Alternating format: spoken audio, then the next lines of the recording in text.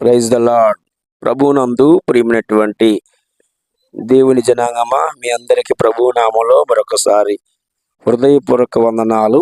ఈరోజు ప్రత్యేకముగా మరొక వర్తమానాన్ని మీ ముందుకు తీసుకురావటానికి ఎంతగానో సంతోషిస్తూ ఉన్నాను. పరిశుద్ధ లేఖన భాగంలో బబులోను గురించి మీకు తెలియపరచాలని ఆసక్తి కలిగి మీ ముందుకు రావడం జరుగుతూ ఉంది. ప్రత్యేకముగా బబిలోను గురించి నేటి దినాల్లో ఆ బబిలోనుకు మరొక పేరు రాయబడి ఉంది.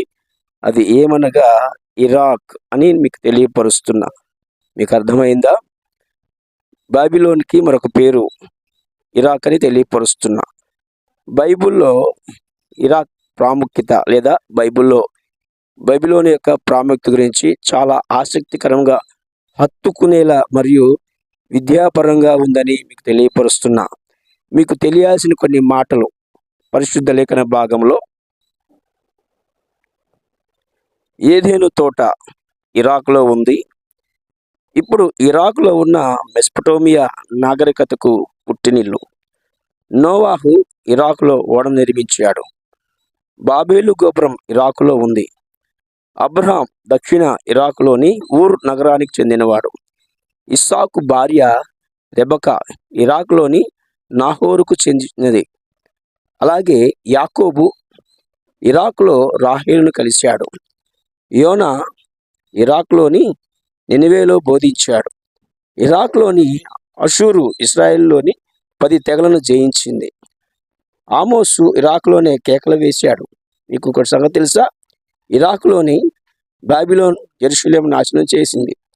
మరొక మాట తెలియపరుస్తాను. దానియేలు ఇరాక్లోని సింహాల గుహలో ఉన్నాడన్న సంగతి మీకు తెలుసా?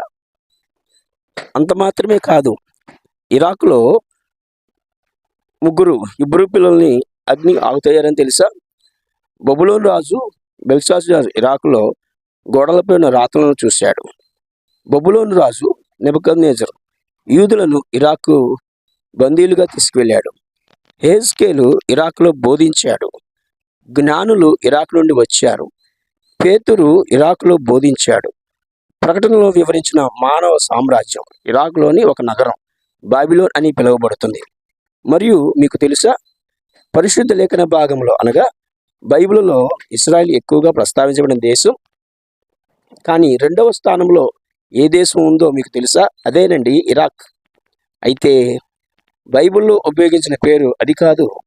బైబిల్లో ఉపయోగించినటువంటి పేరు బాబిలోన్ లేదా బబులోను.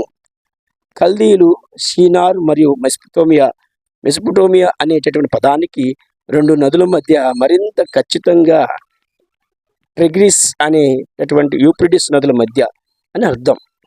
ఇరాక్ అనే పేరు అంటే లోతైన మూలాలు కలిగిన దేశం అని అర్థం. నిజానికి ఇరాక్ లోతైన మూలం కలిగిన దేశం మరియు అది బైబిల్లో చాలా ముఖ్యమైన దేశం. దీనికి కారణం ఇదేనండి. మీకు తెలుసా? అర్థమవుతుందా? ఏదోను తోట ఇరాక్లోనే ఉండేది. చూసినట్లయితే పరిశుద్ధ లేఖన భాగంలో ఆదికాండము 2వ అధ్యాయము 10-14 వచనాలు రాయబడిన మాట. ఆదాము అవ్వలు ఇరాక్లోనే సృష్టించబడ్డారు. ఆదికాండం 2వ అధ్యాయము 7-8 వచనాలు తెలియపరుస్తున్న మాట. సాతాను మొట్టమొదటి ఇరాక్లోనే ప్రత్యక్షమయ్యాడు. ఆదికాండం 3వ అధ్యాయము 1-6 వచనాలు రాయబడిన మాట. నిమ్రోదు బాబేలును స్థాపించాడు. బాబేలు గోపురం ఇరాక్లో నిర్మించబడింది. ఆదికాండంలో 10వ అధ్యాయం 8-9 వచనాలు చూసినట్లయితే, అలాగే 11వ అధ్యాయం 1-4 వచనాలు చూసినట్లు కనబడుతుంది.